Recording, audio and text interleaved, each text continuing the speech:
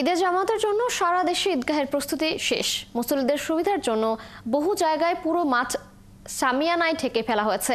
ব্যবস্থা করা হয়েছে পর্যাপ্ত ফ্যানের। এছাড়াও সবগুলো ঈদগাহ সিসিটিভির আওতায় নেয়ার পাশাপাশি বাড়ানো হয়েছে নিরাপত্তা। সহকর্মীদের তথ্য ছবিতে প্রতিবেদন। চট্টগ্রামে ঈদুল ফিতরের প্রধান জামাত হবে জমিয়তুল ফালাহ ঈদগাহ ময়দানে সকাল ৮টায়। এরই মধ্যে প্রস্তুতি শেষ করেছে সিটি কর্তৃপক্ষ। মুসল্লিদের সুবিধায় পুরো মাঠ সামিয়ানায় ঢেকে দেওয়া হয়েছে। ব্যবস্থা করা হয়েছে পর্যাপ্ত ফ্যানের। নিরাপত্তার জন্য মুসল্লিদের ছাতা এবং জায়নামাজ ছাড়া অন্য কিছু বহন করতে নিষেধ করা হয়েছে। দুটো জামাত হবে ঈদের, একটা প্রধান জামাত আর একটা 8:45টায়। আজ আমি মনে করি সবাই যাতে নির্বিঘ্নে সুন্দরভাবে আসতে পারে। এবং এখানে মূল যে সমস্যা হয়তোবা আমরা মনে করছি, এখন যেহেতু খুব গরম, মানুষ হয়তোবা বেশি পরিমাণে আমাদের স্বস্তিদায়ক অবস্থা রাখার জন্য কিছু ফ্যানের ব্যবস্থা আমরা করছি। সিলেটেও প্রধান জামাত হবে সকাল 8:30টায় শাহী ঈদগাহে। সেখানেও প্রস্তুতি শেষ করেছে সিটি কর্পোরেশন ও প্রশাসন।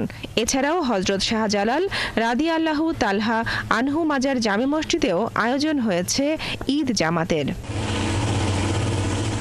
রাজশাহীতে হযরত শাহ মখদুম রাদিয়াল্লাহু তাআলা আনহু কেন্দ্রীয় ঈদগাহে সকাল 8টায় ঈদের জামাত হবে। তবে আবহাওয়া প্রতিকূল হলে একই সময়ে জামাত স্থানান্তরিত হবে কেন্দ্রীয় জামে মসজিদে। আজকে আমাদের ডগ স্কোয়াড এবং মাইন সুইপিং টিম কর্তৃক তল্লাশি কার্যক্রম পরিচালনা করা হয়েছে এবং আমাদের বিশেষ যে টহল এবং গোয়েন্দা নজরদারি এটা ঈদের ছুটি শেষ পর্যন্ত চলমান থাকবে। প্রতিবারের মতো এবারও বরিশালে ঈদের প্রধান জামাত হবে বান্দর রোডের হেমায়েতুদ্দিন ঈদগাহ মাঠে।